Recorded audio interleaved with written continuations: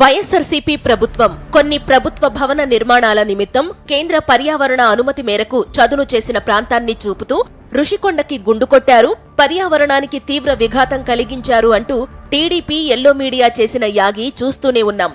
అసలు రుషికొండ విషయంలో ఎవరు ఏం చేశారు అనేది తరిచి చూస్తే 1996లోనే చంద్రబాబు వైజాగ్కి మణిహారం లాంటి రుషికొండతో పాటు విజయవాడకి స్పెషల్ అట్రాక్షన్ గా నిలిచే భవానీ ద్వీపాన్ని కూడా 10 పరకా చిల్లరకి అమ్ముకున్న భయంకర నిజం బయటపడింది.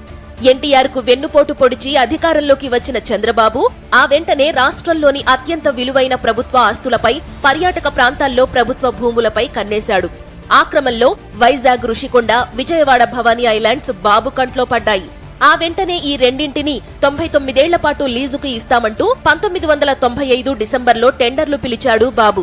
అయితే రుషికొండ టెండర్లలో పాల్గొని అధిక బిడ్డింగ్ చేసిన వారికి ఇవ్వకుండా నిబంధనలు తోసిరాజని తన సన్నిహితులైన ఐఏఎస్ అధికారుల బంధువుల పేరిట ఉన్న తూషాలి రిసార్ట్స్ అనే ప్రైవేటు సంస్థకి అప్పనంగా 99 పాటు సంవత్సరానికి 5 లక్షల లెక్కన లీజుకు ఇవ్వడానికి ఒప్పందం కుదుర్చుకుని 1996 మే 14వ తారీఖున జీవో విడుదల చేసి వారికి 100 ఎకరాల రుషికొండ కట్టబెట్టేశాడు చంద్రబాబు. అలాగే విజయవాడ భవానీ ఐలాండ్ కూడా టెండర్లలో అత్యధికంగా సంవత్సరానికి 18 లక్షలు చెల్లిస్తామని కోట్ చేసిన వారిని కాదని తన సామాజిక వర్గానికి చెందిన చిత్తూరు జిల్లావాసి రాధాకృష్ణరాజు వారి లోటస్ కన్స్ట్రక్షన్ కంపెనీకి కేవలం ఏడాదికి 2 లక్షల రూపాయల నామమాత్రపు ధరకి విజయవాడ ముఖద్వారంలో కృష్ణానది నడిబొడ్డున ఉన్న అత్యంత విలువైన భవానీ ఐలాండ్ కట్టబెట్టేశాడు బాబు.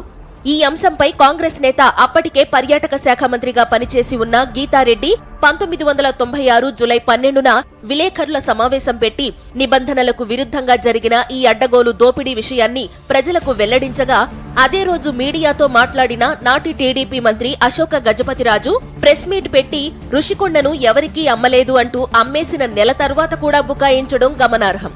ఈ అంశంపై నిజానిజాలు తెలియాలంటే జీవో సంబంధిత ఫైళ్లు బయట పెట్టాలని గీతారెడ్డి సవాల్ చేయగా, ఆ ఫైళ్లు బయట పెట్టవద్దన్న చంద్రబాబు ఆదేశాలతో అశోక గజపతిరాజు సవాల్ నుండి పలాయనం చిత్తగించాడు. అసలు ప్రభుత్వ నిబంధనల ప్రకారం పర్యాటక ప్రదేశాలలో 25 ఏళ్లకి మించి లీజుకు ఇవ్వడానికి వీలు లేదు.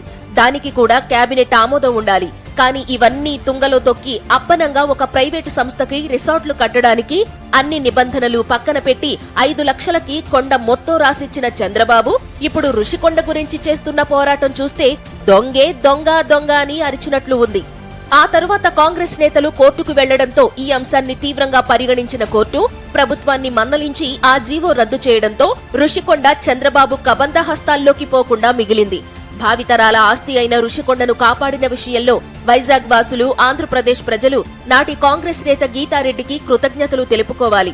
ఇలా చంద్రబాబు చేసిన ప్రతి ఆర్థిక నేరం ఎప్పటికప్పుడు ఇంతకన్నా దుర్మార్గం ఇంకొకటి ఉండదు అనే స్థాయిలో ఉండడం విశేషం.